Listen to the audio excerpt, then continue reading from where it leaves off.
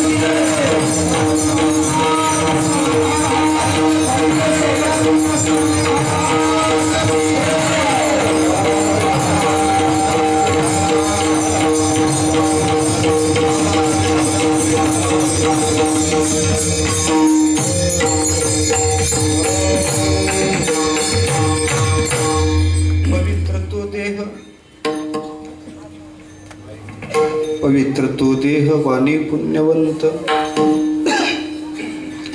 जो वदे अच्युत सर्व काळ तयाच्या चिंतने तरतील दोषी जळतील राशी पातकांच्या देव इच्छी रज चरणीची माती धावत चालती मागे मागे काय त्या उरले वेगळे अनेक वैकुंठ नायक जया कंठी तयाच्या चिंतने तरतील दोषी जळतील राशी पातकांच्या तुका म्हणे देव भक्ताचा संगम तेथे ओघ नाम त्रिवेणीचा तयाच्या चिंतने तरतील दोषी जळतील राशी पातकांच्या पांडुरंगा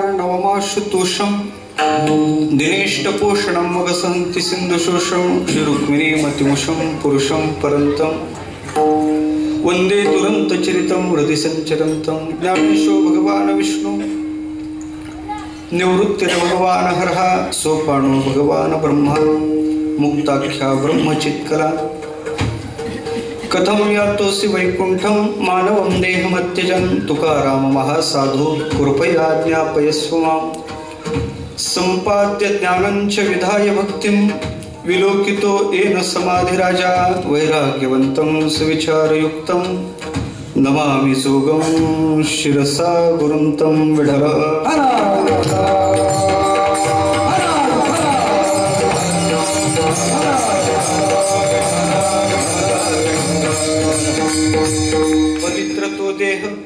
पवित्र तो देह वाणी पुण्यवंत जो वदे अच्युत सर्व काळ तयाच्या चिंतने तरतील दोषी जळतील राशी पातकांच्या प्रस्तुत प्राप्त स्थळी प्राप्त प्रसंगी कीर्तन रूपी सेवेकरिता निवडलेला अभंग जगद्गुरु तुकोबाराय महाराज यांचा 5 चरणाचा असून संतांचा अलौकिक परिचय देणार आहे विठ्ठल।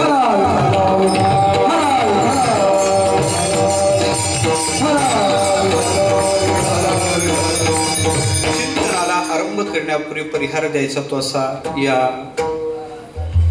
अलंकापूर नगरीत ज्या भक्ती ज्ञानाच्या काही परंपरा आहेत वारकरी संप्रदायात, भक्ती आणि ज्ञान परंपरेनं जे चालत आलं त्यापैकी ओजस्वी आणि तेजस्वी परंपरा वैकुंठवाशी स्वानंद सुखनिवासी संत श्री अमृतनाथ महाराजांची ही परंपरा आहे।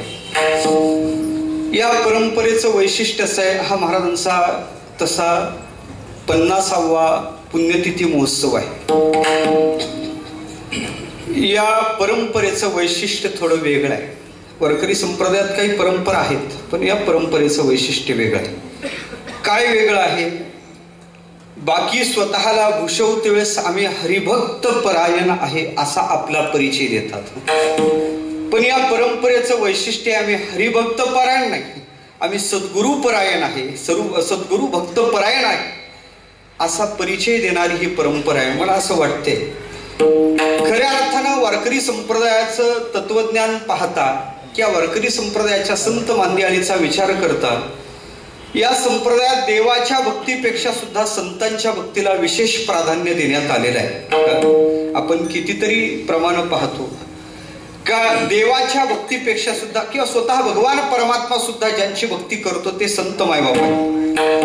म्हणून गुरुला आम्ही खऱ्या अर्थानं पाहायचं झालं तर गुरुचे भक्त आहोत, आम्ही सद्गुरूचे आहोत, आम्ही त्यांचे दास आहोत, ही अशी गोड परंपरा या आळंदी क्षेत्रातली ही आहे। विशेषतः सांगायचं झालं तर एका महापुरुषाचं वाक्य आहे, गुरु गोविंद दोनो खडे काके लागू पाव। दोघे उभे आहेत, कोणाच्या पाया पडू मी? देवाच्या पाया पडू का गुरुच्या पाया पडू? म्हणे देवाच्या पाया पडण्यापेक्षा गुरुच्या पाया पडणं चांगलं राहील। का राहील? बलिहारी उस गुरुने जिसने गोविंद बताय। म्हणजे देव आणि संत जर समोर आले तर त्या प्राधान्य कोणाला द्यायचं तर संतालाच द्यावं लागते, गुरुलाच द्यावं लागते। म्हणून गुरुची भक्ती आम्ही गुरुचे आहोत असा अंतःकरणात सात्विक स्वाभिमान बाळगणारी ही परंपरा आहे विठ्ठल।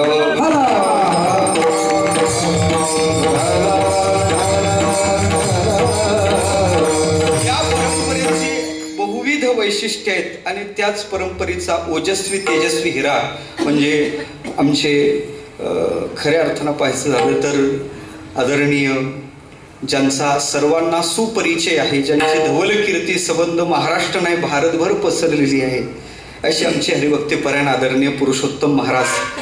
त्यांनी मला का आग्रह केला मला माहित नाही। हे चांगलं पंचपक्वान्नाचं ताट त्याने वाढलं होतं, सगळी एकापेक्षा एक दिग्गज वक्ते या उत्सवात। हे उत्सव म्हणजे एक श्रोत्यांचं आकर्षण आहे, फक्त वक्त्याला ऐकण्यासाठी आकर्षण आहे त्यात विशेषता नाही। इथं असणाऱ्या प्रत्येकालाच ऐकण्याचं आकर्षण इथच्या श्रोतृवर्गाला राहते, कारण इथं असणारे गायकही सामान्य नाहीत। इथं असणारा गायन करणारा वर्ग हा सामान्य नाही आणि वाजवणारा तर नाहीच नाही विठ्ठल।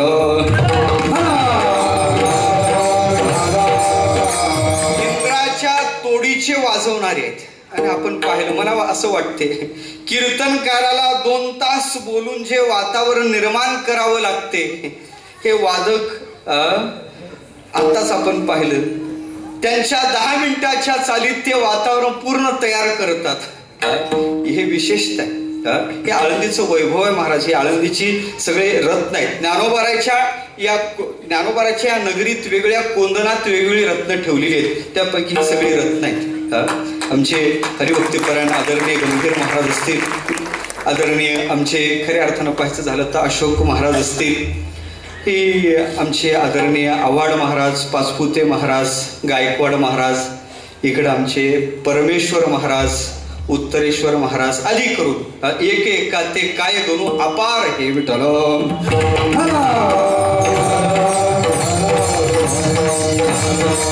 पंचपक्वान्नाचं ताट वाढलेलं होतं. एक पक्वान्न खायला भेटत होतं.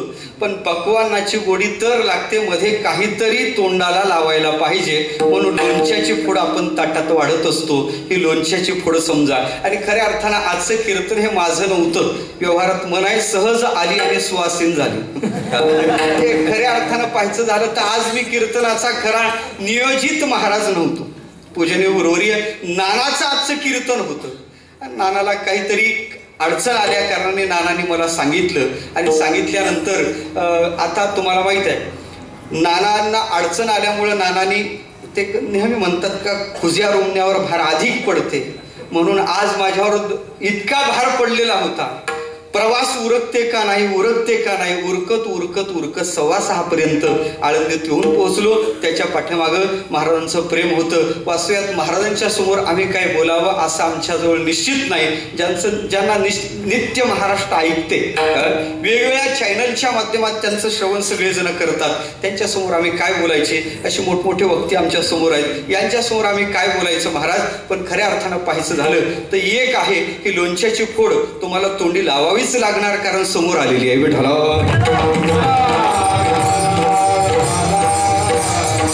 गोड आहे. या अभंगात जगद्गुरु तुकोबाराम महाराज संत जीवनाचा अलौकिक परिचय देतात. अभंग गोड आहे, सगळ्यांच्या परिचयाचा आहे. 5 चरणाचा अभंग आहे. या अभंगात तुकोबाराम महाराज त्या संतांचा अलौकिक परिचय देतात. का अलौकिक म्हणायचं संताला, त्याच्या पाठीमागं कारण आहे. संत जे आहेत हे संत जीवन मुळात अलौकिक आहे. सामान्य जगाला ते संत कळत नाही. आणि सामान्याला जर संत कळले असते तर संतांचा अवमान होण्याचं कारण मला सांगा. सामान्याला संत कळत नाही म्हणून संत अलौकिक आहे. संत पंचमहाभूताच्या कसोटीत बसत नाहीत, त्यात अटकत नाहीत म्हणून अलौकिक आहे. पंचमहाभूतात संत अटकत नाही म्हणून अलौकिक जीवन आहे. आणि त्या अलौकिक जीवनाचा परिचय सामान्याला होत नाही. सामान्याला होत नाही. याच्या पलीकडे मी जातो. परमार्थ प्रांतात ज्याचा अधिकार मोठा आहे अशालाही संत कळत नाही. योगी मोठा आहे पण त्याला योगी या अवच्छेदकाखाली संत कळत नाही. संताचं परीक्षण त्याच्याकडून होऊ शकत नाही. योगी मोठा आहे. चांगदेव महाराजांचा इतिहास आपल्या समोर आहे. चांगदेव महाराज योगी आहेत पण त्यांना ज्ञानोबा नाही कळलं. योगी नाही, त्याचं चिंतन विशेष आहे. ज्ञानोबारांनी त्याची खऱ्या अर्थानं पाहायचं झालं त्याचं चिंतन केलं. जो योगी आहे, ज्या योग्याला परमात्म तत्व दुर्लभ आहे, लक्षणीय योगी पाहती आभासाचं त्याला दर्शन आहे. इतक्या जवळ तो असला तरी त्याला संत जीवन कळत नाही, योग्याला कळत नाही. अलीकडे पाहायचं झालं तर शाब्दिक पंडित आहे, त्यालाही संत कळत नाही. पंडित आहे, शास्त्र निष्णात, तो जाणू शकतो. शब्द ज्ञान त्याला चांगलं झालेलं आहे. ज्याला परोक्ष ज्ञान झालं नाही संत त्याला कळत.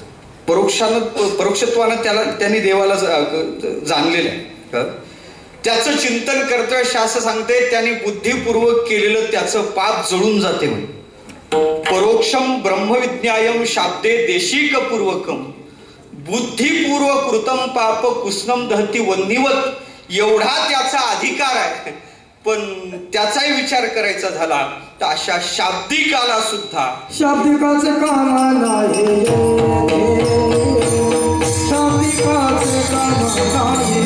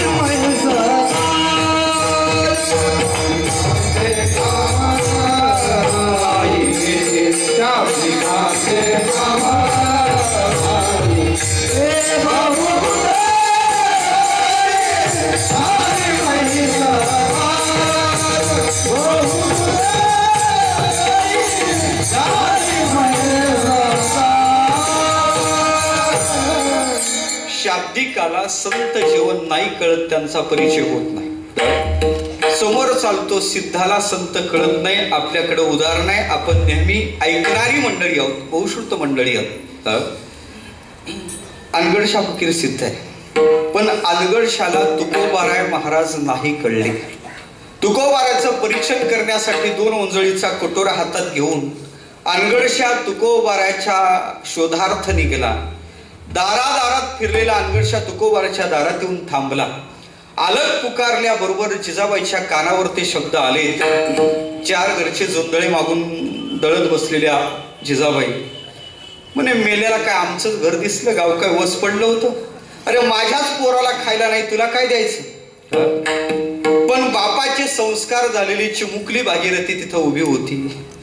लक्षात आलं आईची वृत्ती देण्याची नाही. बापाचे संस्कार पोरीवर झालेले, आई दळत बसलीये. दळत्या जात्यावरचं थोडंसं पीठ आपल्या हातात उचललं, चिमुकल्या हातात घेतलं, दाराच्या दिशेनं निघली. तेवढ्याच जिजाबाईचं लक्ष गेलं, बापाई उधळा पोरगी उधळीच आहे. किती पीठ होतं महाराज? हातातलं पीठ झाडून घेतलं, हाताला पिठाचे कण चिटकले, दाराच्या दिशेनं जाऊ लागली. अनगडशा विचारात पडला, माझ्या कटोऱ्यात पोत्यानिशी धान्य पडलं, माझा कटोरा नाही भरला. या चिमुकलीच्या हाताच्या पिठाच्या कणाने थोडीच माझा कटोरा भरणार. पण त्यांनी कौतुक म्हणून कटोरा खाली केला आणि अलगद त्या भागीरथीनं आपल्या हाताला चिटकलेली पिठाचे कण त्याच्या कटोऱ्यात झाडले. आपण नेहमी गुरुवर्य शांतीब्रह्म बाबाच्या मुखातून हा विषय ऐकत असतो. ते पीठ भरलं नाही, भरून ओसंडून वाहू लागलं आणि त्या पिठाच्या ढिगात अनगडशा गाडल्या गेला म्हणे. हे बाबा नेहमी आपल्याला सांगत असतात. तो उड्या मारू लागला, वा तुकोबाराय, वा तुकोबाराय, वा तुकोबाराय. ती चिमुकली भागीरथी म्हणे, कोणाला म्हणतो रे तुकोबाराय? मी त्यांची मुलगी आहे. भल्या पहाटे बाबा भामगिरीवर साधनेला गेले, तू कोणाला तुकोबाराय म्हणतो? मग त्याने विचार केला, पोरीत एवढं सामर्थ्य आहे तर बापात किती असलं पाहिजे. त्यांनी कैमुत्ती कन्या लावला. पोरीत एवढं सामर्थ्य आहे तर बापात किती आहे मला सांगायचं देवा. अनगडशा सिद्ध आहे. चमत्काराच्या नजरेत तुकोबाराचा परिचय घेण्यासाठी गेला आणि चमत्काराची नजर ही कनिष्ठ परिचयाची नजर, आचाराची नजर ही मध्यम परिचयाची नजर आहे. आणि त्याच्या पलीकडे सांगेल, अनुभवाची नजर ही संतांच्या उत्तम परिचयाची नजर आहे. विठ्ठल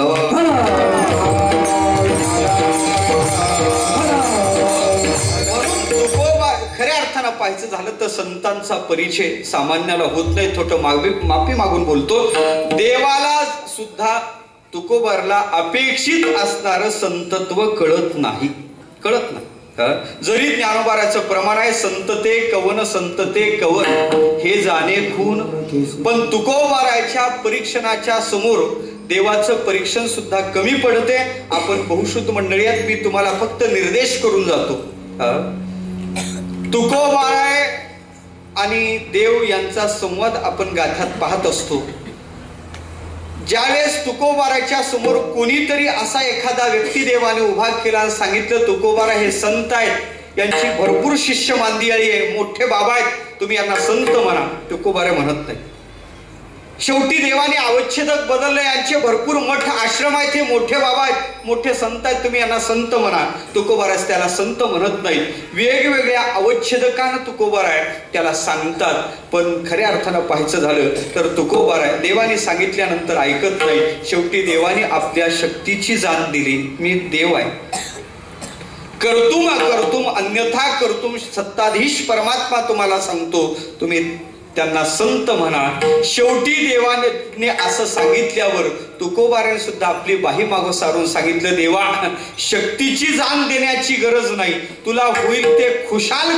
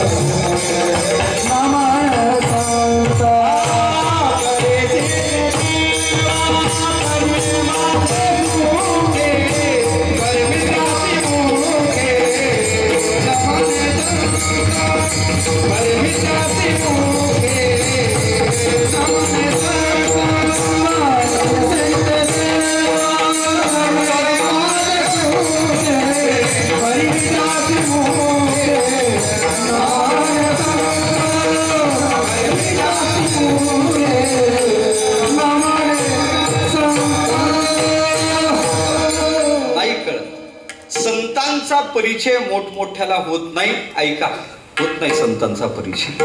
म्हणून तुकोबारात त्या संतांचा परिचय अलौकिक परिचय देतात. अलौकिक परिचय देतात.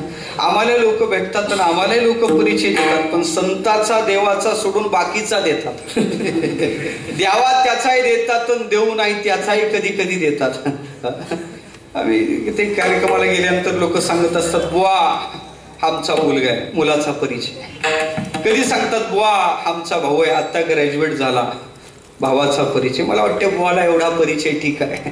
याच्या पलीकडे लोक परिचय देतात. बायकोचा परिचय बुवाला देण्याची गरज काय, पण लोक तोही परिचय बुवाला देतात. तोही वेगवेगळ्या भागात वेगवेगळा देतात. काही भागात गेल्यानंतर सांगतात, महाराज ही आमची मंडळी आहे, बायकोचा परिचय. काही भागात गेल्यावर सांगतात, महाराज ही आमची लक्ष्मी आहे. खाली आपण तिकडे जर गेलो परभणी भागात, ही आमची लक्ष्मी आहे.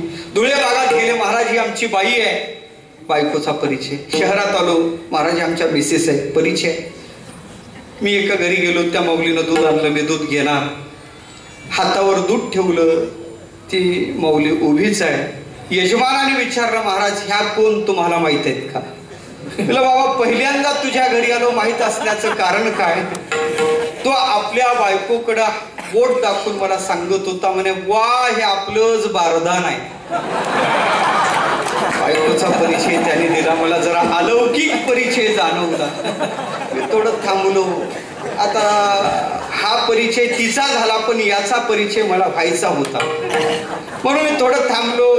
त्या माऊलीकडे पाहिलं, तिला विचारलं. आता ती त्याचीच बायको होती, बोलायला थोडी खमंग होती. तिला विचारलं, ताई हे तुमचे कोण आहेत? ती बोलायला थोडी खमंगच होती. तिने सांगितलं, म्हणे महाराज हे आमचं भंगार आहे.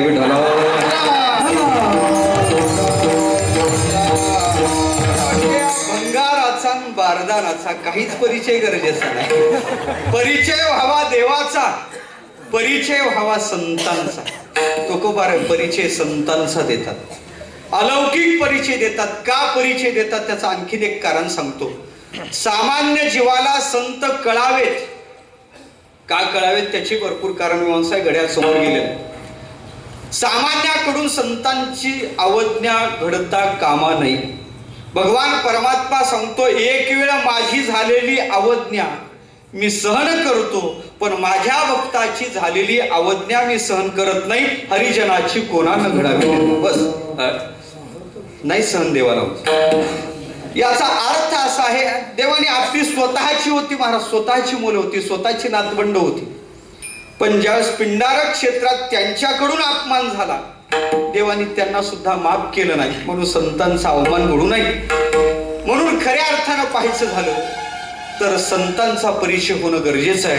कोण परिचय देऊ शकतो? सामान्याला तो परिचय होऊ शक्य नाही. म्हणून जे संत झाले, त्या अनुभूतीवर गेले, त्या संतांचा अलौकिक परिचय देतात. का देतात परिचय? सामान्य जगताचा व्यवहार आणि संतांचा व्यवहार लौकिक दृष्ट्या सारखा असतो. संत झाला म्हणजे काय त्याला शिंग फुटतात असं काही नाही. संत झाला म्हणजे त्याच्या अंगाचा कलर बदलतो असं काही नाही. संत झाला तोही डोळ्यांनीच पाहतो. ज्ञानोबा बोलतात, तोही नेत्री पाहे, श्रवणी ऐकत आहे. पण समोरचा शब्द फार महत्वाचा आहे. परी तेथीचा सर्वथा डोहे नवर देखा. तुमच्या आमच्या ठिकाणी जी कर्तृत्व भ्रांती, भुक्तत्व भ्रांती आहे ती त्याच्या ठिकाणी नाही. तेथीचा सर्वथा तळी कांडी लोका ऐसे परिमी नसते ते ठाई. ही संतांची अवस्था आहे. लौकिक व्यवहार सारखा आहे, पण दिसायला जरी लौकिक असले तरी असायला लौकिक नाही. त्यांनी लौकिक देह विग्रह धारण केला म्हणजे ते देहधारी आहेत का? तुमचा आमचाही देहच आहे, त्यांचाही देहच आहे. मग यात फरक काय? त्यांची अलौकिकता काय? त्या अभंगाच्या पवित्र देह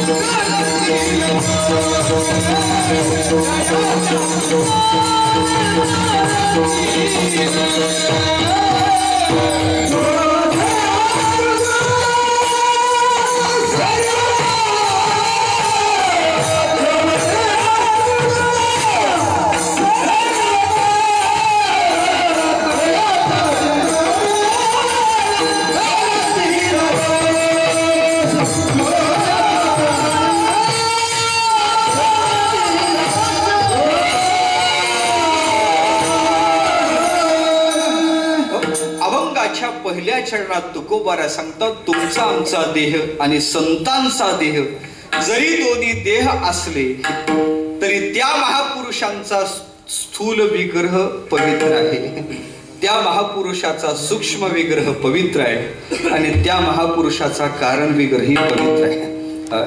तुकोबारा म्हणतात, ज्या देहाच्या ठिकाणी पावित्र्याची सुतराम शक्यता नाही, देह म्हणजे अपवित्र हा नियमच आहे, नाही अपवित्र शरीरा ऐसे, शरीर म्हणजे अपवित्र आहे. तुकोबाराचं दुसरीकडे आपल्याला प्रामाण्य माहित आहे. तुकोबारा सांगतात देह अपवित्र आहे हा नियम आहे, देहाच्या ठिकाणी पावित्र्य नाही. ते मदालसा सुद्धा आपल्या बाळाला उपदेश करते, बाळा कोणत्या वाटेला आला रे, हा देह नाशिवंत आहे, मळमूत्राचा बांधा आहे, वर फक्त चरम आहे, आत रव रव दुर्गंधी आहे, अमंगळ अशा प्रकारचं हे सगळं आहे. त्या मदालसेनं बाळाला केलेला उपदेश देहाच्या संबंधानं पहा. भागवतात महात्म्यातच आलेलं चिंतन, गोकर्ण महाराजांनी बापाला केलेला उपदेश तोही पाहण्यासारखा आहे. देह अपवित्र आहे असंच आहे आणि सगळे शास्त्र सांगतात देह अपवित्र आहे. देहाच्या बाबतीत पावित्र्याचं चिंतन कुठंच नाही. योगदर्शन विचार करायचं झालं तर ते तर सांगते 6 कारण देहाच्या अपवित्र्यासाठी देते. देह अपवित्र का म्हणे, स्थानात, देह ज्या स्थानात घडला ते स्थान अपवित्र आहे. देह अपवित्र का म्हणे, बीजात, बीज अपवित्र आहे. देहाला निर्माण करणार जे बीज आहे विकार रूप बीज आहे म्हणून अपवित्र आहे. देह अपवित्र का, उपष्टंबात, देह अपवित्र का निस्यंदात, देह अपवित्र का निधनात आणि देह अपवित्र का कायम अधेय शोचत्वात, पंडितः अशुचिं विदु. पंडित लोक म्हणून याला अपवित्र म्हणतात. हा अपवित्र का म्हणे, या देहाला निर्माण ज्या स्थानात निर्माण झाला ते स्थान अपवित्र आहे. मातेच्या उदरात हा देह तयार झाला, कारण तिथे एअर कंडिशन आहे, तिथं विष्टालेप चोहीकडे नाकी तोंडी कुरवी किडे, हेच आहे तिथं, दुसरं काय महाराज. म्हणून तुकोबारा म्हणतात, देवा काय सांगू तुला गर्भीच्या यातना, मी तिथं भोगत होतो. सगळं तिथं पाहायचं झालं तर सगळं गोंधळच गोंधळ आहे, म्हणून ते देह स्थान अपवित्र आहे, म्हणून देह अपवित्र. या देहाला निर्माण करणारं बीज अपवित्र आहे. आई वडिलांनी सेवन केलेलं अन्न त्याचा विकार म्हणजे हा देह. पितृभुक्तान न जायात वीर्यात जातोन्य नाही वर्धते, अन्नमय कोशाचं चिंतन करतो. आई वडिलांनी सेवन केलेल्या अन्नाचा विकार म्हणजे हा देह आहे. काय पवित्र आहे याच्या ठिकाणी, विकार रूप पदार्थ आहे म्हणून अपवित्र आहे. स्थान अपवित्र, बीज अपवित्र, देहाला धारण करणारी तत्व अपवित्र आहे. देहावर त्वचा आहे, पवित्र ठीक आहे, पण ज्यावेळेस ही त्वचा शरीरापासून वेगळी होते, तिला स्पर्श झाला तर धर्मशास्त्र सांगते स्नान केल्याशिवाय शुद्धी प्राप्त होत नाही. शरीरात सप्त धातू आहे, कोणता धातू पवित्र आहे. शरीरात रक्त आहे, संस्कृतात रक्ताला नाव आहे अशुद्धा, ज्याचं नावच अशुद्ध आहे, म्हणून शरीराला धारण करणारी तत्व अपवित्र आहे, म्हणून देह अपवित्र आहे. देह अपवित्र का म्हणे, देहातून प्रवाहित होणारी पदार्थ तत्व सुद्धा अपवित्र आहे. डोळ्यातून बाहेर येणारं मटेरियल काय म्हणतो त्याला आपण, चिपड, पवित्र आहे का तो? नाही. कानातून बाहेर येणार त्याला मळ, नावच मळ आहे, ज्याला मळ म्हणतो ते कसं काय, ज्याला नावच मळ आहे ते कसं काय पवित्र राहणार. नाकातून येणारे दोन्ही प्रवाह श्लेष्मपुरी पवित्र आहे? नाही महाराज. गंगा यमुनेचे ओघ ते पवित्र नाहीत. कोणते? शरीरातून बाहेर येणारे. काय मला वाटते बस झालं, वरचं चिंतन केलं तरी ठीक आहे, खाली सरकायची आवश्यकता नाही.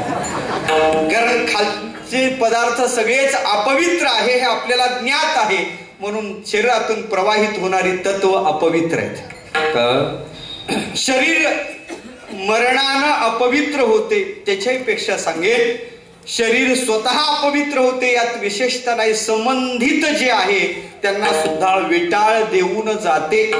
10 दिवसापर्यंत त्यांच्याशी कोणताही व्यवहार धर्मशास्त्र करायला सांगत नाही. याचा अर्थ देह अपवित्र आहे. एक विशेषता, येतो विटाळात, आधी विटाळ आणि जातो आदौ अंतेचे यन्नास्ते. आधी अंत जर त्याला पावित्र्याचा नाही तर मध्ये तरी पावित्र्याचा विचार करता कसा विठाला.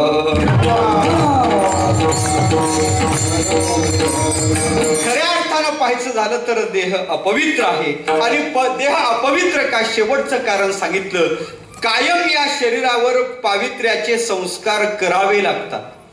जे स्वतःसिद्ध वस्तू पवित्र आहेत त्या वस्तूवर पावित्र्याचं, त्याला पवित्र करण्यासाठी पावित्र्याचं आदान करावं लागत. गंगा मुळात पवित्र आहे, गंगेला पवित्र करण्यासाठी काय करतो आपण? स्नान घालावं लागते? नाही. गोमूत्र पवित्र आहे, काय करावं लागते त्याला? स्वतःसिद्ध ज्याच्या ठिकाणी पावित्र्य आहे त्याला पवित्र करण्यासाठी काही करावं लागत नाही. पण देहाला पवित्र करण्यासाठी स्नान करतो, गंधलेपन करतो, देवाचं निर्माल्य घेतो. कशासाठी घेतो आपण हे सगळं? देहाला पवित्र करण्यासाठी. जर मुळात पवित्र देह आहे तर त्याला पवित्र करण्यासाठी कोणतीच युक्ती करण्याची किंवा पावित्र्याचं आदान बाहेरून करावं लागलं नसतं. ज्या अर्थी पावित्र्याचं आदान करतो त्या अर्थी त्याच्या ठिकाणी पावित्र्याचा खऱ्या अर्थानं दुष्काळ आहे.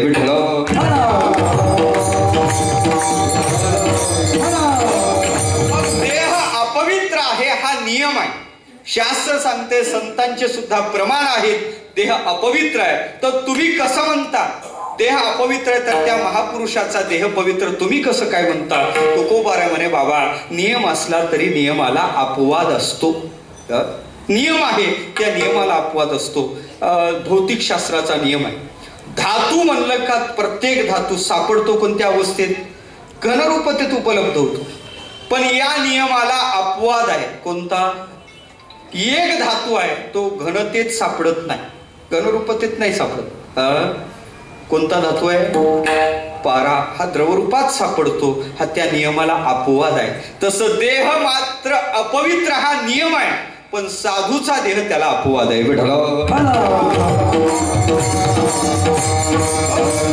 साधूचा देह याला अपवाद आहे, साधूचा देह पवित्र आहे. म्हणे मग नियमाची हानी झाली का? नाही. तुकोबाराने फार गोड शब्द वापरला, पवित्र तो देह. तो देह पवित्र म्हणजे बाकीचे सहजच काय झाले? अपवित्र. नियमाची हानी न करता तुकोबाराने संतांच्या संबंधानं त्यांचा अलौकिक परिचय दिला. त्यांचा देह पवित्र आहे, पवित्र तो देह म्हणजे बाकीचे सहज अपवित्र आहे, म्हणजे बाकीचे अपवित्र आहे याचा तुकोबाराने अव्हेर केला नाही. पण संतांचा अलौकिकता वेगळीकता दाखवून दिली का संत मात्र पवित्र आहे. पवित्र तो देह महाराज म्हटला. संतांचा देह पवित्र आहे हे तुम्ही वक्तव्य केलं, पटलं आम्हाला. पण खरं मी तुम्हाला विचारतो, देह पवित्र म्हणल्यानंतर तुम्ही पुन्हा समोर सांगितलं वाणी. अहो वाणी देहातच येते ना.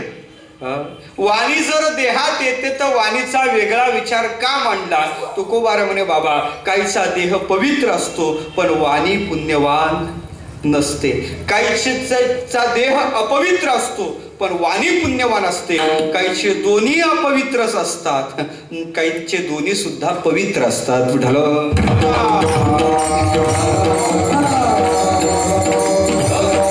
काहीचा देह पवित्र असतो पण वाणी पुण्यवान नसते. उदाहरण सगळ्यांना माहित आहे, गाय मुखा लागोनी वाळावी गायची सगळी.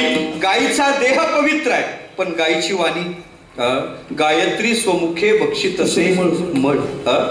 गायीची वाणी पवित्र नाही. त्याला 2-3 कथा आहे आणि आपल्याकडे घड्याळ मर्यादित आहे, मी सांगून तो वेळ घेत नाही. गायीचा देह पवित्र आहे पण वाणी पुण्यवान. दुसरा प्रसंग सांगतो. राजर्षी यज्ञ चालू आहे, प्रत्येकाकडे जबाबदारी वाटून दिली. प्रत्येक जण आपली जबाबदारी पार पडत आहे. देवाने सगळ्या जबाबदाऱ्या विभागून दिल्या. देवाला वाटलं आपण दिलेल्या जबाबदाऱ्या व्यवस्थित पार पाडतात का नाही. एक दिवस देव शहानिशा करण्यासाठी निघले. प्रत्येक विभागात जातात आणि सगळ्या विभागात जाता जाता त्यांनी भोजन कक्षात प्रवेश केला. एवढ्या मोठ्या यज्ञाच्या भोजनाची जबाबदारी ज्या भीमदादावर होती त्याच्या विचारलं, भीमदादा बरं आहे ना. म्हणे देवा आपली कृपा आहे, काय कमी आहे.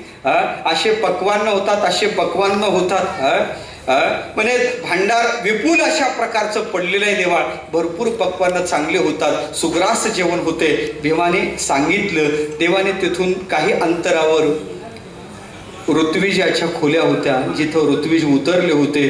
देव तिथं पोहोचले. विचारलं, भूदेवा बरं आहे ना आपलं. म्हणे देवा आपली कृपा आहे, काय कमी आहे. अहो म्हणे देवा अन्न असं तयार होते, किती खावं किती नाही. असं वाटते ब्रह्मदेवानं इथं तोंड देऊन चूक केली, त्याने इथं द्यायला पाहिजे होतं. एवढं अन्न कमी बसते.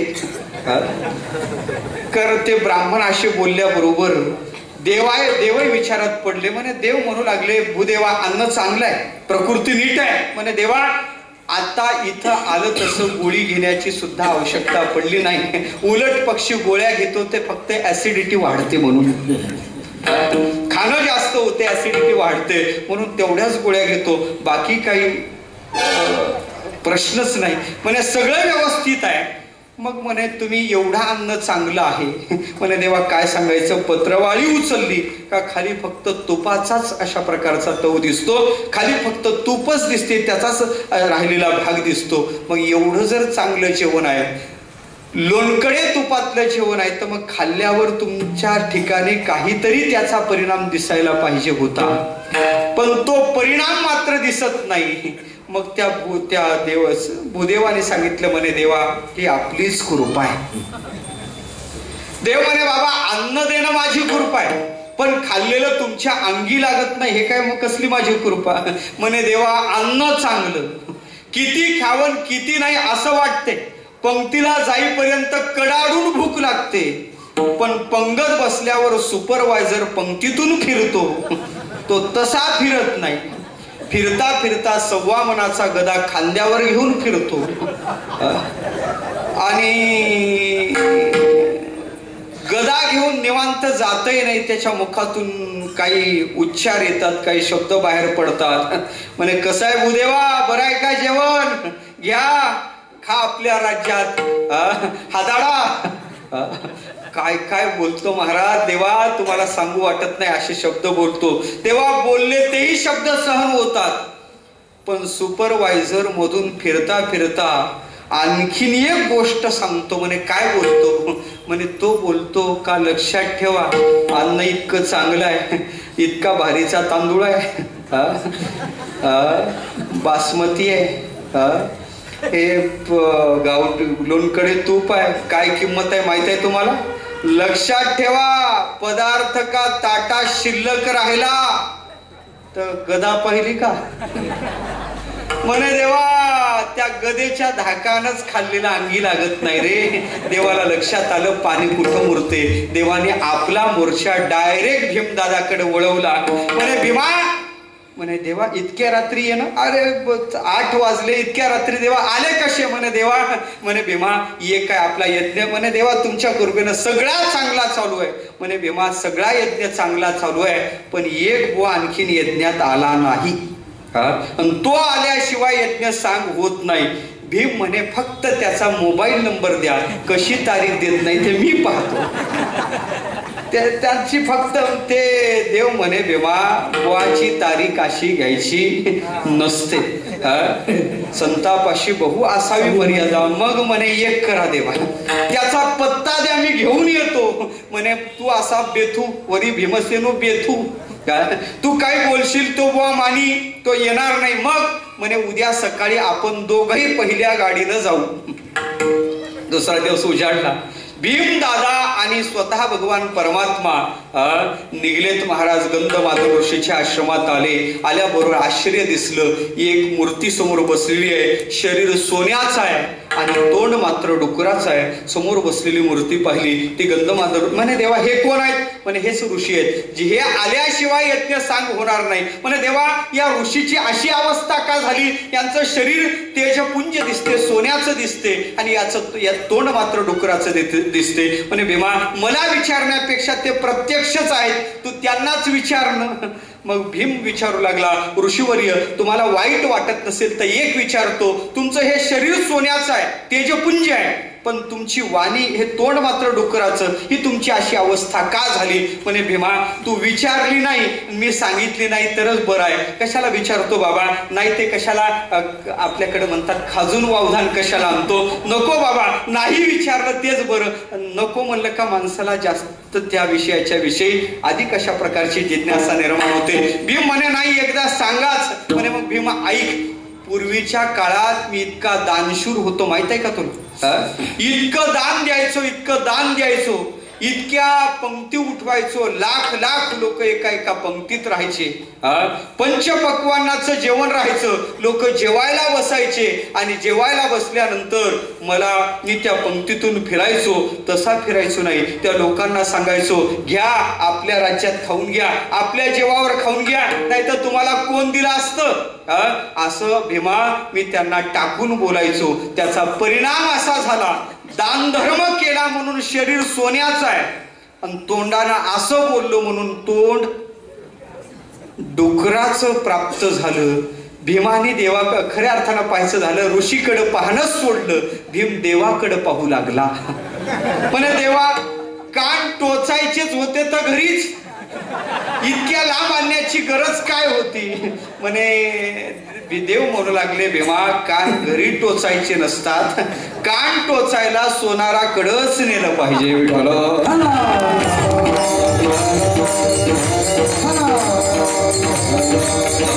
गंधमादन ऋषीचं शरीर पवित्र आहे, सोन्याचं आहे, पण तोंड डुकराचं आहे. दुसरा वर्ग आहे, शरीर अपवित्र आहे पण वाणी पुण्यवान आहे. दोन उदाहरण सांगण्यासारखे आहेत. पहा, शरभंग ऋषीचं शरीर, शरभंग ऋषीच्या आश्रमात रामप्रभू आलेले.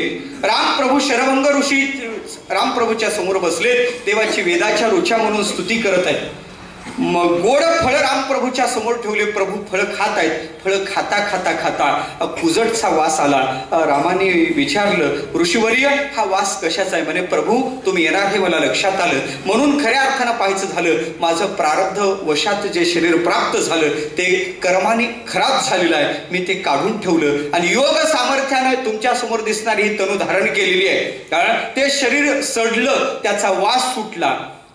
मला विचारायचं आहे, गंधमादन ऋषीचं शरीर सडलेलं आहे म्हणजे अपवित्र आहे, पण गंधमादन ऋषी वेदाच्या रुचा म्हणून देवाची स्तुती करतात, याचा अर्थ वेदाच्या रुचा मुखातून येत असतील तर वाणी पुण्यवान आहे. असा एक वर्ग आहे. आपण त्या वेश्या गणिकेचा विचार करतो, गणिकेचं देह अपवित्र आहे पण मुखानं देवाचं चिंतन घडते, वाणी पुण्यवान आहे. तिसरा वर्ग आहे का देहही अपवित्र आहे आणि वाणी सुद्धा अपवित्र आहे. मला वाटते याचा विस्तार करण्याची गरज नाही. देहही अपवित्र आणि वाणी अपवित्र. कोण आहे यात?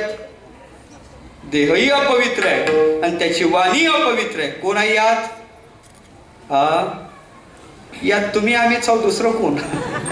तुम्ही नाही पण माझ्यासारखे आहेत. आलं का लक्षात? आपला देहही मलमूत्रानं भरलेला आहे, देह अपवित्र आहे. आणि मुखातून सुद्धा पाहायचं झालं तर आपल्या सगळेच चांगले शब्द येत नाही. पंढरीची वारी आम्ही सगळे निघलो, षडगे नंबर 3 दिंडी, सगळेजण झोपले आणि झोपल्यानंतर एक जण राक्षसासारखा दिसणारा आमच्यात येऊन झोपला. मध्यरात्री 1:30 वाजता ज्या शिव्या चालू केल्या का नाही म्हणतात त्यांनी, आगा जागता जवसीचे येणे ध्याने भावना भावीचे, ज्या शिव्या चालू केल्या त्याच्यात 1-2 महात्मे उठले.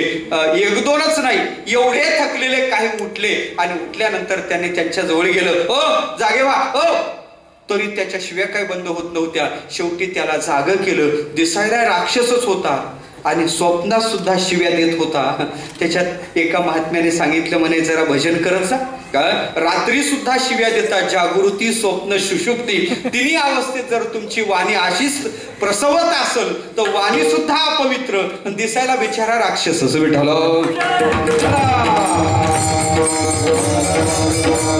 वाणी ही अपवित्र पवित्र आणि देहही अपवित्र यात पाहायचं झालं तर भरपूर वर्ग येतो आणि देहही पवित्र आणि वाणीही पुण्यवान यात संत मायबाप येतात. पवित्र तो देह वाणी पुण्यवंत. का सांगितला वेगळा विचार? आणखीन एक भाव सांगतो. देह पवित्र आहे म्हटल्यानंतर त्यात वाणी आलीच की हो? नाही, देहात वाणी येत नाही. वाणी हे कर्मेंद्रिय आहे. वाक पाणी पाद पायुप स्थाभिधान आणि जज्ञरे हे कर्मेंद्रिय आहेत आणि याचा विचार करायचा झाला तर कर्मेंद्रिय हे नेहमी लिंग शरीरात येतात. बुद्धी कर्मेंद्रिय प्राण पंचकेर मनसाधिया शरीर सप्तदशभी सूक्ष्मतल लिंग मुच्यते. लिंग शरीराचं चिंतन करते वेळेस त्या 17 तत्व आहेत. त्यात कर्मेंद्रिय पंचक, प्राण पंचक, ज्ञानेंद्रिय पंचक, मन आणि बुद्धी असे 17 तत्व आहे. वाणी पुण्यवान सांगण्याच्या पाठीमागं तुकोबाराला सांगायचं आहे त्याची वाणी पुण्यवान आहे म्हणजेच त्याचा सूक्ष्म विग्रह पवित्र आहे, देह पवित्र आहे, त्याचा स्थूल विग्रह पवित्र आहे. म्हणून सांगितलेलं आहे पवित्र तो देह वाणी पुण्यवंत. त्याचा स्थूलही विग्रह पवित्र आहे आणि वाणी पुण्यवान म्हणून त्याचा सूक्ष्म विग्रह पवित्र आहे. ऐका, कारण देह नाशाने पवित्र होतो. सूक्ष्म विग्रह आहे तो अपवित्र, ते तिने अपवित्रच आहे.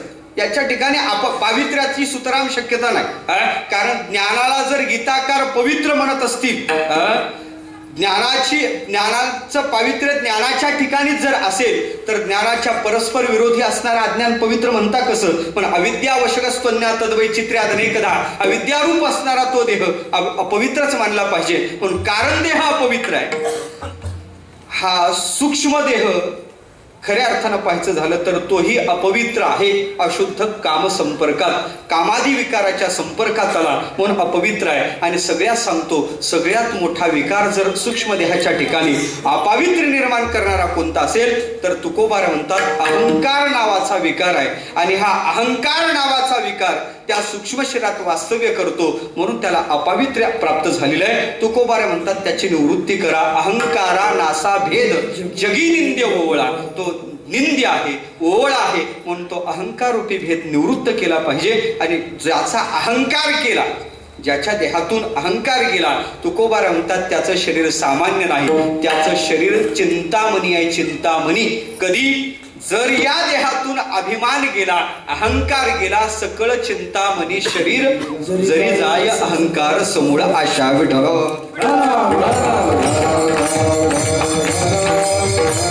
त्याचा देह पवित्र आहे, त्याची वाणी पुण्यवान आहे. महाराज आम्हाला पटलं, देह पवित्र वाणी पुण्यवान. काहीचा देह जिवंतपणे पवित्र, मेल्यावर अपवित्र होतो. काहीचा जिवंतपणे सुद्धा अपवित्र, मेल्यानंतर पवित्र होतो. काही दोन्ही काळात अपवित्र आणि काही दोन्ही काळात पवित्र आहेत. महापुरुषाचं चिंतन असं करा. महापुरुषाचा देह तिन्ही काळात खऱ्या अर्थानं जिवंतपणेही पवित्र आहे आणि गेल्यानंतर सुद्धा पवित्र आहे. चोखोबाराचं उदाहरण लक्षात घ्या म्हणून त्यांचा देह पवित्र आहे. म्हणजे हे पवित्र होण्यासाठी काय केलं?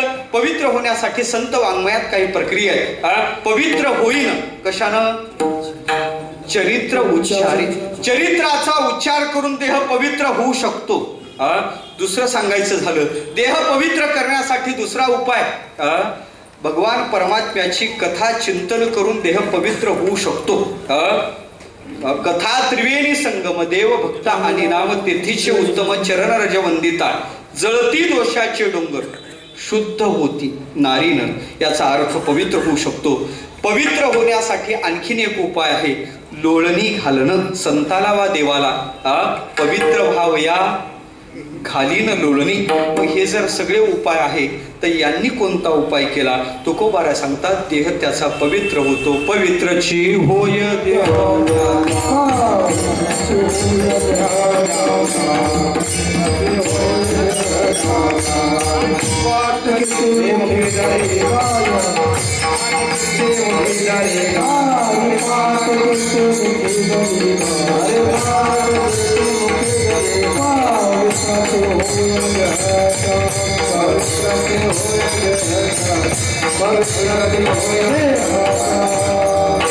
हरिपाठ कीर्ती मुखानं गायली. परमात्म्याचं चिंतन केलं, देह पवित्र होतो. या महापुरुषाचा देह पवित्र का?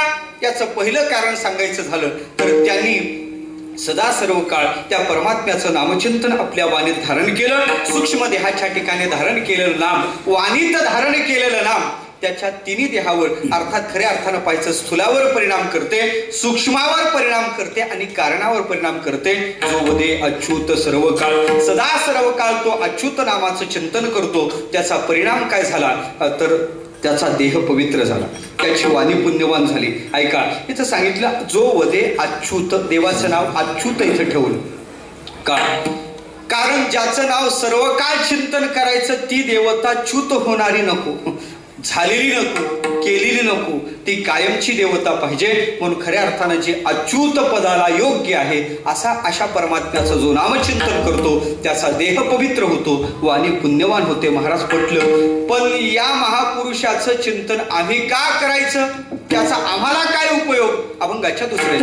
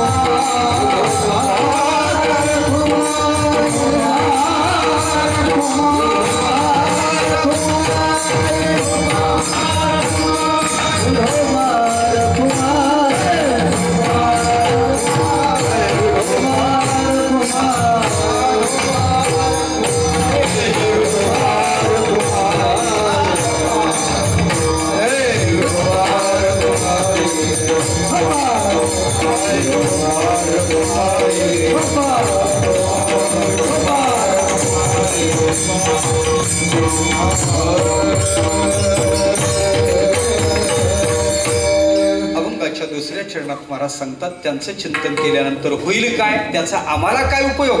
त्यांचा देह पवित्र आहे, त्यांची वाणी पुण्यवान आहे, आम्हाला त्याचा काय उपयोग? म्हणजे त्यांचं चिंतन केल्यानंतर दोषी करून जातं. याच्या चिंतने तरतील दोषी, त्यांच्या चिंतनानं दोषी तरतील, पापाच्या राशीच्या राशी भस्मसात होतील. तुका म्हणे पापे जाती संताची या जपे. त्यांचं चिंतन केल्यानंतर पाप जळून जाते, त्यांचं चिंतन केल्यानंतर दोषी तरुण जातात. कोण तरलेत का? असे काही उदाहरण आहेत का पुराणात? अशा उदाहरणाची यादीच्या यादी आहे. किती जण संतांच्या चिंतनाने तरले, कितीतरी जण संतांच्या साधूच्या चिंतनाने तरलेत, याची अशी यादी आहे. कोणकोणतं चिंतन, कोणतं चिंतन त्यांचं करावं लागते? त्यांच्या स्वरूपाचं चिंतन, त्यांच्या नामाचं चिंतन, मला असं वाटते त्यांच्या स्थूल विग्रहाचं सुद्धा चिंतन. कल्याण मासिकात आलेली कथा, राक्षस योनीला प्राप्त झाल्या त्या खऱ्या अर्थानं पाहायचं झालं तर दोन भाऊ करुणाईती कर्म केले, त्या योनीला प्राप्त झाले आणि प्राप्त झाल्यानंतर एका महात्मा एका अरण्यात साधना करत बसलेला आहे आणि साधना करता करता करता करता त्याच्या साधनेचं तेजोवलय पसरलेलं आहे. त्या तेजोवलयात या दोन्ही भावाचा तिथं प्रवेश होत नव्हता. त्यांना प्राप्त झालेली गती चांगली नव्हती आणि खऱ्या अर्थानं पाहायचं झालं तर पुढचा मागच्याला म्हणतो पुढं तेजोवलय दिसते, त्यात आपला प्रवेश होत नाही. म्हणे का होत नाही? म्हणे का होत नाही? त्याने आपल्या कर्माचा पश्चाताप झाला, आपल्याला मानवी शरीर प्राप्त झालं, पण आपण कोणतंही चांगलं कर्म केलं नाही.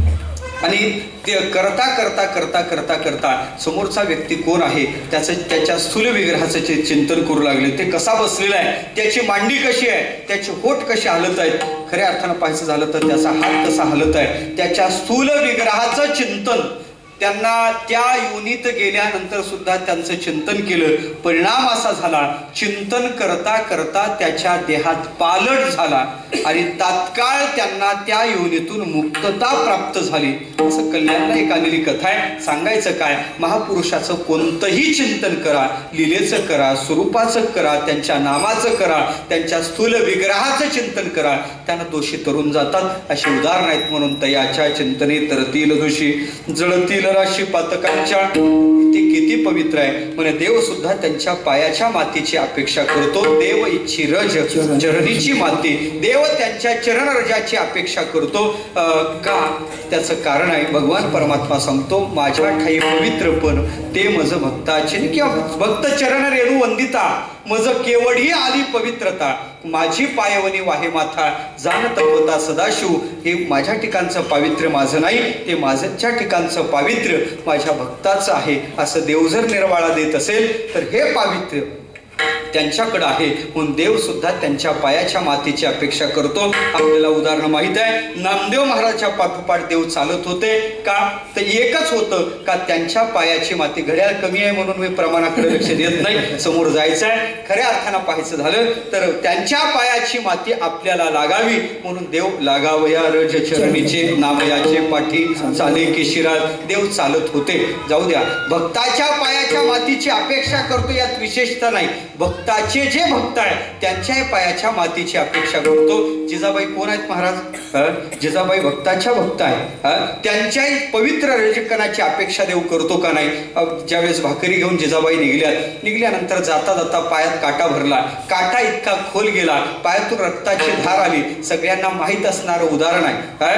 खऱ्या अर्थानं पाहायचं झालं तर तो काटा इतका खोल भरलेला, पायातून त्या रक्ताची आलेली धार, तेवढ्यात डोळ्यातून अलगत सहज अशा प्रकारचे अश्रू आले आणि तेवढ्यात तिथं देवाने गुराख्याचा वेश धारण करून देव प्रगट झाले. विचारलं, माई का रडता? म्हणे, पहा ना बाबा, आमच्या मालकाला त्या विठ्यानं येडं केलं, आमच्या संसाराचं इस्कूट केलं. ते जिजाबाई बोलत होत्या आणि बोलता बोलता देव ऐकत होता. म्हणजे झालं काय, तुमच्या पायात तर काटा भरला, पायातून रक्त येते, काटा इतका खोल भरलेला आहे, तो वर आलेला दिसतो. म्हणे, माई मी काटा काढू? म्हणे, तुला काटा काढायला जमते? म्हणे, मी काटाच काढायचं काम करतो. मोठमोठ्याचे काटे काढले, मोठमोठ्याचे काटे, कंसाचा मीच काढला, रावणाचा मीच काढला, हे काटेच काढायचं मी काम करतो. म्हणजे तुमचा काय अवघड आहे का? आणि करता करता करता देवा समोर बसले. बसल्यानंतर जिजाबाईचा ती एक पद्धती आहे आणि देवाने आपल्या गुडघ्यावर जिजामातेचा पाय घेतला. पाय घेतल्यानंतर ते पाय इतके चरण पवित्र म्हणून पहिले देवाने त्या पायावर आपलं मस्तक टेकवलं. देवा, कारण माझ्या देवाचं हेच आहे, माझ्या भक्ताची भक्ती जे करतात ते मला प्राणापेक्षा आवडतात. असं जर देवाचं वाक्य असेल तर खऱ्या अर्थानं पाहायचं झालं तर जिजाबाईच्या ते पायाचं दर्शन घेतलं, पाहिलं, पायात काटा भरलेला आहे. जिजा मातेच्या पायाला जी माती चिटकली ती माती देवाला स्वीकारायची होती. म्हणून देवाने आपल्या तोंडात हात टाकला आणि थुंका काढून जिजामातेच्या पायाला तो थुंका लावला. लावल्यानंतर झालं असं, जेवढे काही ते पवित्र रजक्कन होते देवाने आपल्या तोंडात घेतले. एवढ्यावर देवाचं समाधान झालं नाही. देवाने सांगितलं, माई काटा फार खोल आहे, तो तसा निघणार नाही, मी दातानं काढू का? म्हणून देवाने आपलं तोंड जिजामातेच्या पायाजवळ नेलं आणि पायाजवळ नेऊन आपल्या तोंडातली जी बाहेर काढून जिजामातेच्या पायाची ते पवित्र रजक्कन आपल्या मुखात धारण केले आणि अलगद तो काटा काढला. शेवटी काटा काढला, वेदना शांत झाल्या. विचारलं, बाबा इतका गोड काटा काढला, बाबा काय रे तुझं नाव? नाव विचारल्याबरोबर सांगितलं, माझं नाव विठ्या. म्हणे हात मेल्या, तुझ्या मायबापाला काय दुसरं नाव नव्हतं? त्या काळ्याचंच नाव ठेवलं म्हणे. आधी नाव सांगितलं असतं तर तुला काटाही काढू दिला नसता. सांगायचं काय? देव इच्छी रज चरणीची. भक्ताच्या पायाची माती जर त्याची अपेक्षा करत असेल तर भक्ताच्या पायाची का मातीची अपेक्षा करणार नाही? ते पवित्र रज कर, देव त्याची अपेक्षा करतो. देव इच्छी रज चरणीची माती, त्यांच्या पाठोपाठ धावतो, परमात्मा धावतो. तो भक्त आणि देव चिंतन करून तद्रूप झालेले असतात. चिंतने तद्रूपता, त्यात कोणताच भेद राहिलेला नाही. तोच विचार महाराज अभंगाच्या 4थ्या चरणात काय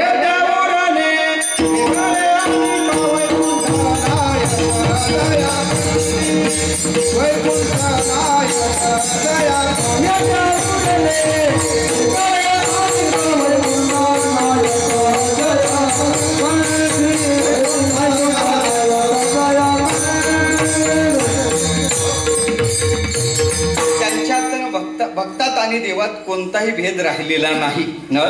आता ही आळंदी आहे महाराज, काय कमी आहे इथं? तर म्हणलं तर तबेले म्हणणारे आहेत, तबेल नाही तत्वज्ञान जाणणारे आहेत. म्हणून खऱ्या अर्थानं तबेल्यात कुठे येऊन सोडता, कारण हे घोडे नाहीत विठ्ठल.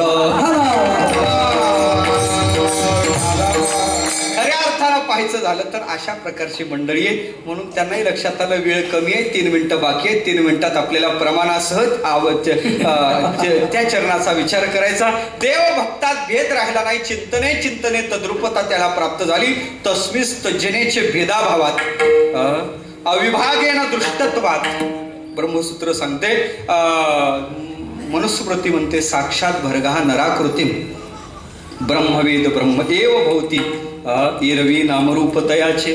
पाहता ब्रह्मची दिसे साचे. सगळ्या ग्रंथाचा धांडोळा घेता देव भक्तात अभेद आहे. देव काय त्या उरले वेगळे अनेक वैकुंठ नायक जयाकंठी. ज्याने कंठात परमात्म्याचं नामचिंतन धारण केलं त्याचा परिणाम काय झाला तर ते देवची झाले. अंगे देवा भजता अनुरागे ही त्यांची अवस्था त्यांना प्राप्त झाली. एवढंच नाही, तुकोबारा म्हणतात तो भक्त सामान्य राहिला नाही. तो भक्त म्हणजे त्रिवेणी आहे. कारण त्याने आपल्या मुखात राम कृष्ण हरी अशी नाम त्रिवेणी धारण केली. त्याचा परिणाम तो भक्त म्हणजे साक्षात देव भक्त आणि आज नाम अशी त्रिवेणी अभंगाच्या शिव. तुका मान देवा, तुका मान देवा, तुका मान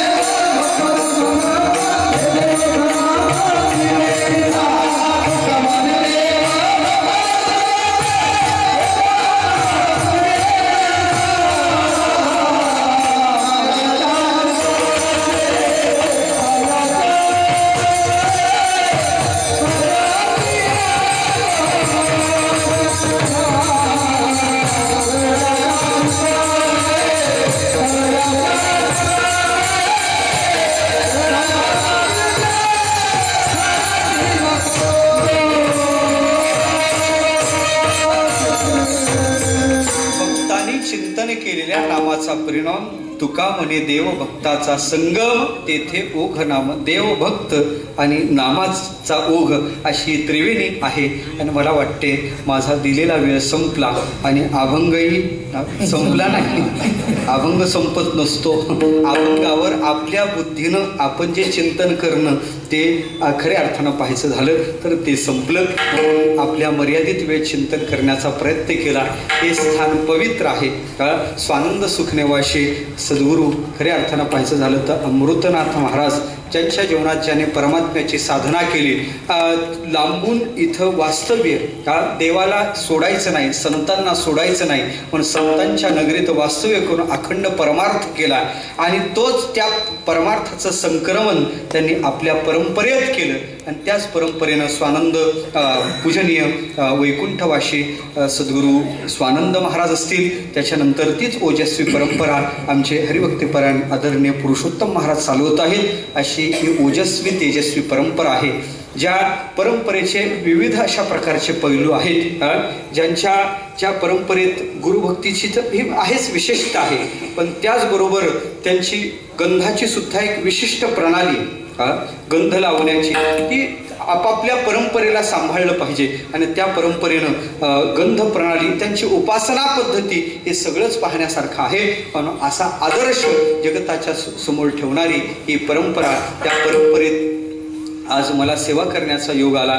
आमच्या आदरणीय पुरुषोत्तम महाराजांनी मला आज्ञा केली. आधी त्यांनी मला सांगितलं होतं, पण मी टाळलं होतं म्हणजे याचा अर्थ मी त्याच्या आधी दुसरीकडे कुठंतरी हे झालेलं होतो. आणि त्याच्यानंतर पाहायचं झालं तर शेवटी त्यांचं प्रेम बलत्तर ठरलं. वास्तव्यात माझा जी योग्यता नाही, पडेना वाचिना सेवा ही जाणे स्वामीची, ही माझी स्थिती आहे. पण त्यांच्या प्रेमाने त्यांनी ओढून आणलं. परवाच्या दिवशी जातीवर सांगितलं, महाराज नाही, नाना येतील नाही म्हणे, तुम्हाला यावंच लागेल. मी दुसरं कोणीतरी संस्थेचं येईल, नाही म्हणे, तुम्हाला यावंच लागेल. आणि मग त्यांच्या त्या आज्ञेनं मला इथे येऊन बोलण्याचा योग आला, सेवा करण्याचा योग आला. झालेली सेवा स्वानंद सुखनेवाशी सद्गुरू वैकुंठवाशी अमृतनाथ स्वामी महाराज त्यांच्या चरणावर समर्पित करतो. आणि इथंच वाणीला पूर्ण विराम देतो. मोठ्या प्रेमानं आपण संतांचं भजन करू.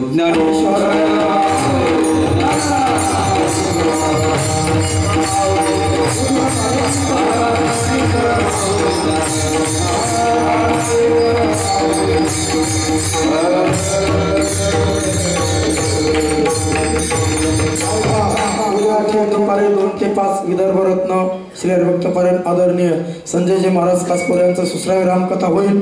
आणि ठीक 6 ते 8 या वेळेमध्ये ज्ञानेश्वर महाराज कदम छोटे माऊली यांचं सुसरावी कीर्तन होईल. तरी सर्व भाविक भक्तांनी या कार्यक्रमाचा अवश्य लाभ घ्यावा. विठ्ठल